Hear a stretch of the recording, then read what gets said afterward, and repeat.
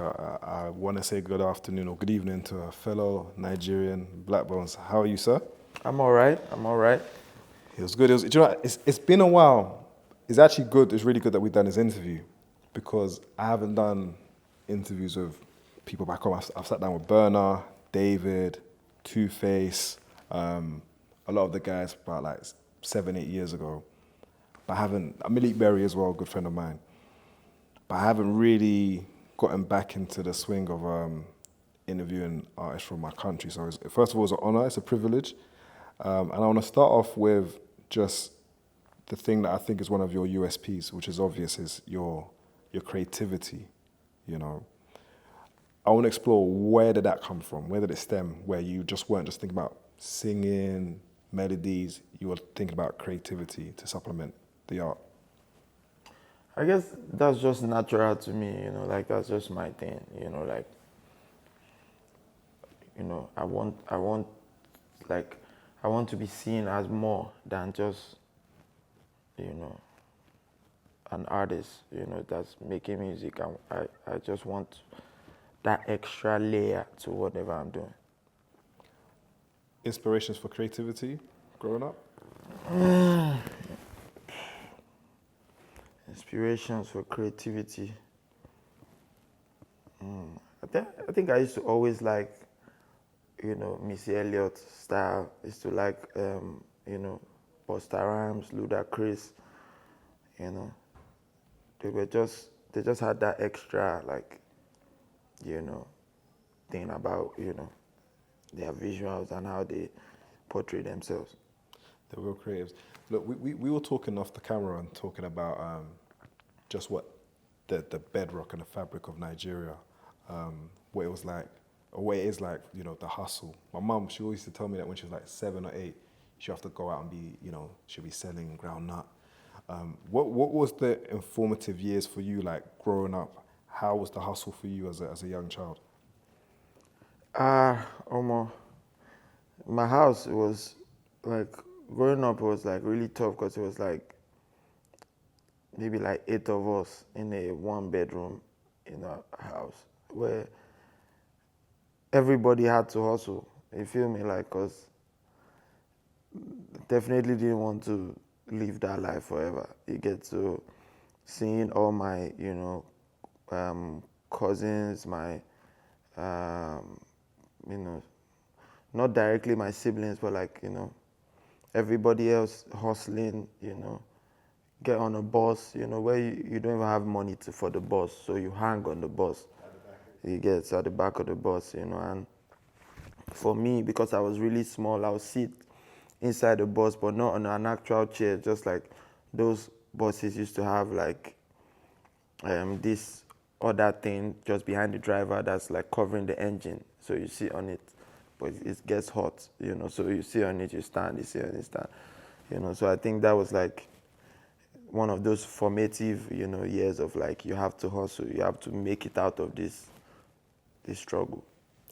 Not how difficult it is, because obviously we now know full circle, like you're an artist, things have obviously improved, but that time period, because that would be a number of years. It's not like, oh, it was like a couple of months, like someone just lost their job in the UK and then they're struggling. It's like, it's a prolonged period. Mm-hmm. How was that affecting your mentality also growing up? I don't know, I feel like I was one of those kids that just believed that it was just for a short time.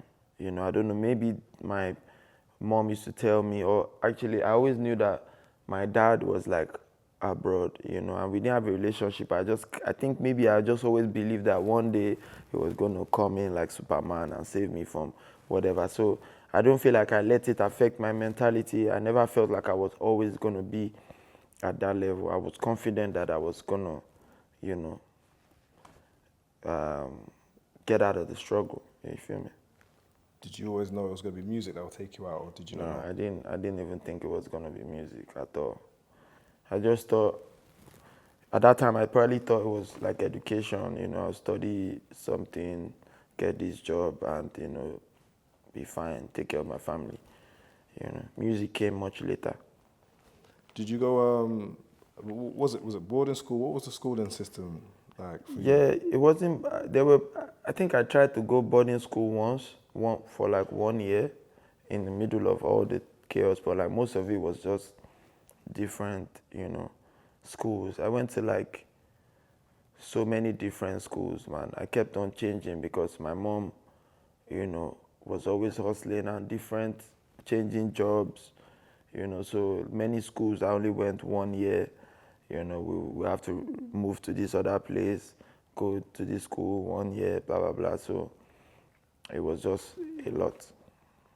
It sounds like a bit, not chaotic, but a little bit unsettling. Like, Yeah. In Nigeria, did the parents have to pay for the fees for the school? The what? Did the parents have to pay for school fees, or is it free for kids? We have to pay for school fees. Yeah. Oh, really? Yeah. Because, the UK, obviously, here, like, people... Like, It's free, I mean. Yes, everything's free. You guys are really enjoying it, this place, man. Can't lie, man. Because I also heard that the jobless guys get paid like £400 or something monthly. Yeah, they'll get like job seekers allowance, so they'll get, everything is subsidized. That's when I went to Nigeria, I realized that the UK really is a nanny state. Because in Nigeria, there's no... There's nothing, bro. Like, there's nothing for anybody here. Like, you have to earn every single dime, In terms of your sibling, where do you rank? Are you I'm the only child of the my only mom. child? Yeah. Okay. But when you now started to get to like, teenage years and you're now becoming a man, when does because education is so big in our culture, when does the music start to become more visible for you than maybe the educational path to take you out of your financial situation at that time? The music started just before uni, while I was preparing for uni, that's when it started, and, it kind of had like I had a lot of pushback from family, blah, blah, blah, because, as at that time, music wasn't something that people could see that could take you, to these levels. It felt like most of the people that were making music, especially like rap, it looked like I was just going to be one, miscreant, smoking weed and just stressing the whole family. That was the image of artists then, especially rappers then, but me and my mom kind of agreed that, like, I'll go to school, I'll finish, and I can do my music, so that was the deal. And I went, and, as soon as I got out of school, I focused squarely on music. What did you study? Computer engineering. Sorry? Computer engineering. Okay, cool. Okay, that's Yeah. I think that's similar to what Malik done. So that's like, is that like apps and things? Or am I getting it wrong? Or It's part of part it. of Yeah. it. Yeah. So for you now, straight after uni now, is it music full time, or are you working in this period? Music full time. But do you have a job at the time, or is it just? No, I didn't have a job. So what happened was before uni ended, I kind of already knew that this was the plan, right? So I'd kind of been saving, making plans for what I was going to do after, because I knew I was going to go straight into the music, right? So as soon as I got out of school, I got an apartment, and then I was already, negotiating a deal before uni ended, and I kind of did my first paid show, just before uni ended, so I started earning, like made like 150,000 or so in Naira that time, so I had already started making little leeway, and then even in school, I had been earning like small money here and there, performances, 5K, 10K, so that was how I got through my first few months, after school. Did you have a manager at that time, or was that all just by yourself? You was doing it. No, I didn't have a manager at first, as soon as I got out of school. I was thinking like the way that you build yourself as an artist then, was it, you say it was just like shows in like amongst your community, or like how would you market yourself? Because like we were saying, marketing is a big thing. Nigeria is so big. So was it just like localized how you was marketing yourself? Yeah, so OAU was like, that my school was like my mini community, right? So it was easy to market yourself. You didn't need money to market yourself in school, You know, all you needed to do was just, you know, perform the songs in different places, send it around on you know, social media. There was, you know, a few places you could do that and just make noise generally, and you know, to circulate, you know, and people, you know, listen to the music. So there were blogs then, you know, that you have to like lobby with, like to exclusive, not just okay. Those blogs kind of had the eyes of most people. So if your shit gets posted on those blogs, a lot of people will see it, you know. So and then I had a Facebook rap battle group that I kind of came up at. So there were already like tens of thousands of people on that group, you know, and I was kind of famous on the group. So that's how I got my, you know, music across. Then obviously I was already pushing my music on Twitter. You know, I had a fan base on Twitter also. That's incredible, man. And then it was like, you went uni, was a Shaq at your uni as well? Yeah. And at that point, was he making music as well, or was he just... Yeah. So you all... Yeah. At that point, did you, I won't say did you know that music was going to work, but did you see somewhat what you're seeing now then as a possibility when you were in uni together? Like the way I created my life, I didn't have a choice. Like music had to work. Like I knew that music had to work, and I felt like that mentality, there was no room for failure in that mentality, you know? I think the Back in Uni video, like, Yeah. great video. Thank you. Great video. And I think I remember I was taught, this is when I was Blanco's A&R, and I was like saying to Blanco, I said, Blanco, look at this video. Like, I was like, and I said, oh, is it a one-off? And then I saw the second, I was like, no, this is a real thing. When you're doing your videos, like, what kind of mood boards are you pulling from? Like, are you like, when you're directing, what's your version of directing? Is it the composition? Is it the color schemes? Like, how do you go about directing your own videos? For me, I want to interpret the lyrics. You know, I want to create moments, like a lot of moments, because that's how I feel. Like me, I don't have the patience to sit down and watch videos of when it's just like, you know, maybe I've seen everything in the video in the first 20 seconds. I've seen all the shots and everything. But like for me, I'm like, if I'm going to watch a 3 minutes video, I want to be carried along, you know, and that's how I create my music videos. So I'm like painstakingly scripting the whole thing, you know, like, okay, in minutes, first 20 seconds, this is what I want there. In the second 20 seconds, this is what I want, this and that, and I build the whole video like that, you know. So it's a lot of work. So I don't direct too many videos because I feel like it takes a lot of time from me and mentally and everything. So, but when I decide I'm directing a video, like I put like everything inside it. And then are you also, I presume, that you're involved in the editing process as well? Yeah, there's like if I'm not involved in the editing, That's that's the most why I important don't thing. even shoot a lot of videos, because like it's a process, because it has to be exactly how I pictured it in my mind, you know. Sometimes it takes my whole 2 weeks where and I can't like editing proper music videos is so stressful because the files are so large, you know. Like one time I basically stayed in the director's house. I was there like every day for like 4 straight days, you know, just there, you know, editing, exporting. Then you sit down, you wait for like hours, it's rendering. I'm just like, this shit is stressful, but you know, I have to do it when I really, you know, when I've created the idea, I have to follow through. As of now then, so when you let other people do it, Yeah. are you, I won't say you're difficult, are you particular when it's like, okay, now they gotta change the revision? Because if you're not fully doing that part, you must still want it to be to your brand and your quality mark. How does that work? Do you work just with particular people, or do you just open up to many creatives? No, so I'm carefully, like I'm very selective of the people that shoot me, because I'm very, I don't know, like in terms of videos, I'm hard to please.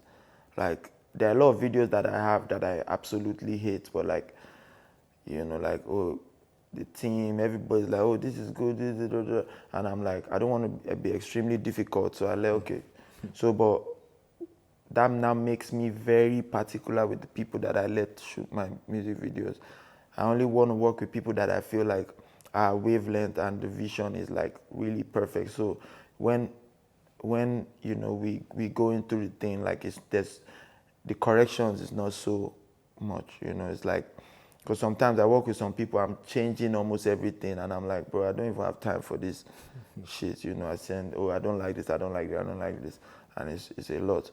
But that's why I choose the people that I work with, and more recently, I don't have too many issues with my like these things because we are on the same wavelength. When did music really for you start to, you feel like it was making sense now? Like it's, what point, what year was that? I think it was 2019, I would say. 2018, I had like a song with Oxlade called Mami Water. You know, it was moving, but like it was one of those songs where like it's moving, but like I didn't feel like I was moving. I felt like the song was moving, you know, and I felt like most people cared about the song because of the hook. And the hook, I wasn't the one that sang the hook. So, you know, but 2019, that's when I had my own song that I felt like it was solo and it was really moving. So everything was like, okay, now I'm Blaqbonez that everybody knows, you know, kind of. So I think 2019 was the year I was like, yeah. How's the, and this is a bit separate. Like I said, I worked in PRS. And when I was in PRS, like, they said they don't even collect anything in Nigeria because the artists weren't even getting their royalties from radio. The money's being collected, but it's not going into anyone's pocket apart from whoever's taking the money. So was it just shows that was keeping you? How was it? Was it shows? Like, what's the, when you're coming up in that space, how does it financially make sense? Is it shows, endorsement, telephone companies? How does? Man, how was I even surviving then? Like shows, you know, few shows here and there, you know. I wasn't too, I don't think I had a lot of like responsibility. Like it wasn't like I was, you know, the breadwinner of the family or anything. So I think like every little money I made from a show here and there, you know, I could survive on it. You know, I was living in this one small, you know, shared apartment. You know, I wasn't living out of my means. You know, just all I needed to do was eat. You know, if I had to go somewhere that had to do with music, you know, I think like my label covered it then. I can't remember. I think we had this deal with like Ubers and stuff. And then yeah, I kind of was one of those people that used to know all the loopholes to get like cheap Uber rides or something. You know, I have like planning where I have like 4 or 5 Uber credits or some shit where it's like 2,000 naira, and I know that okay, for the next 1 week, wherever I need to go, I need to plan it properly. You know. I mean, earlier on you did speak about your dad, that you know you felt like he will, hopefully he would have come and saved you when you were younger. As you grew older, like, how is that dynamic? So are you guys in contact? Are you not in contact? Is it, because obviously he'll know, he'll see your success. So how, if you could talk about it, how is that current relationship? Yeah, the relationship is good. It's getting stronger and stronger. You know, we're talking more than you know ever before. So yeah, it's better than it has ever been. Do you feel that's part of, not to sound cynical, do you think your success as an artist has helped push that together, or do you think that would have just happened like organically, even if you weren't making music?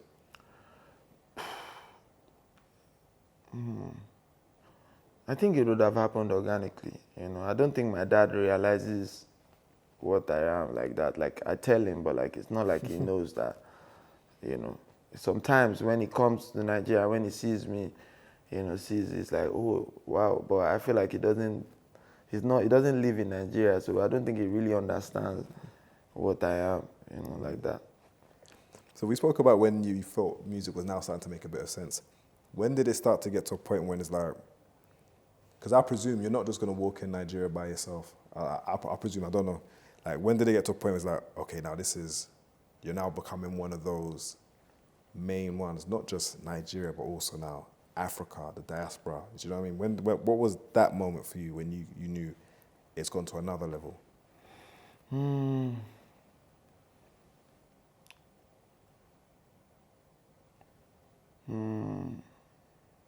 think maybe Emeka must shine. You know, like, I think it was Emeka must shine. It was like, okay, this is like a different level now, you know. But like, I always have these moments every time I drop like an album, you know, like when I drop Sex Over Love, it was like, then I drop Young Preacher, I was like, oh, then Emeka must shine. That was my last album. So, but Emeka must shine was so big in a different way. Like, I entered places that I had never entered before, you know. So I think, and then people started calling me Emeka must shine too, you know, and then I got to a point where I need to always like be the celebrity, you know, walk in a place. It's like, blah, blah, oh, Emeka must shine, da, da, da. So, yeah. Do you get to have privacy in Nigeria? Like, can you just no? No. How do you like? Obviously, we're in London now. It's a bit different, but Yeah.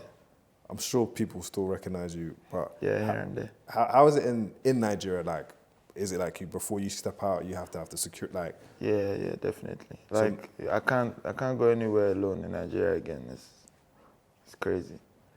It's crazy. And in Nigeria, it's like, the problem with Nigeria is not even that just people, just fans and whatnot. It's more like there's a ton of people that you are not even certain they are fans of you. You don't even know if they care about your music, but you are famous enough for them to gravitate towards you. So like, if I just step out, there's going to be like 100 people that just crowd my car, you know, because they know my name and they know my face. They're just going to make noise, and it's like, show love, you know. So they're basically just trying to get money out of you. So it's not, you don't know if they're fans. They probably don't give a fuck about you, you know, but that's just how it is in Nigeria. Once they can spot your face, you're a celebrity.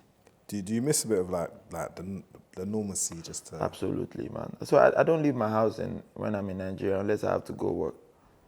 You know, I'm in my house 2-4 because I love my house, you know, and that's the only place I can be normal. Yeah. And then now, the other thing I was thinking about, like, because what I want to harp on is like, I listen to your music and the talent is obvious, it's clear, like, even the lyrics, everything, I'm just like, you're a phenomenal, talented artist. Do you, one, I'm sure you know that for yourself, but two, do you feel it's appreciated, like your art, how good of a artist you are creatively? Do you think people fully understand where you sit in the musical sphere currently? Tough. I think like people don't, a lot of people do, right? And it makes for like, my release is always so exciting because, you know, I have like this hardcore, you know, fan base of people that are always excited for me. But like the general public, I'm not certain they know how, you know, much, and I wouldn't even blame them because, you know, because I'm different, you know, I'm different, and a lot of times being different, you know, is a lot of people just, they consume music based on a lot of people don't have their own taste or their choices. They just consume whatever music, you know, people present them. But like, I feel like my type of music is so different that like, you need to care about music in a certain way to be like, you know, so I'm not gonna attract every Nigerian, you feel me? But like the people that I win over, like I win them over for real. That's the type P. In the studio, what's your process in the studio? Because some people don't write, they just melodies. What's your process when you're recording, or do you already listen in the studio? Do you write at home? I'm sure it may differ. How do you go about your creativity? Like there's so many different processes. You know, like sometimes I write at home before I go to the studio. Sometimes I write in the studio. Sometimes I don't even write. You know, so I just go with like however I'm feeling. You know, sometimes you know, if I want to pass like a very specific message, I have to really prepare what I'm, you know, writing. Sometimes the song is a vibe, and you're just supposed to go with the energy in the room. You know, sometimes I don't write, so there's so many different ways I make different songs. Sometimes I just put the melodies gibberish on the mic, and then write to the gibberish.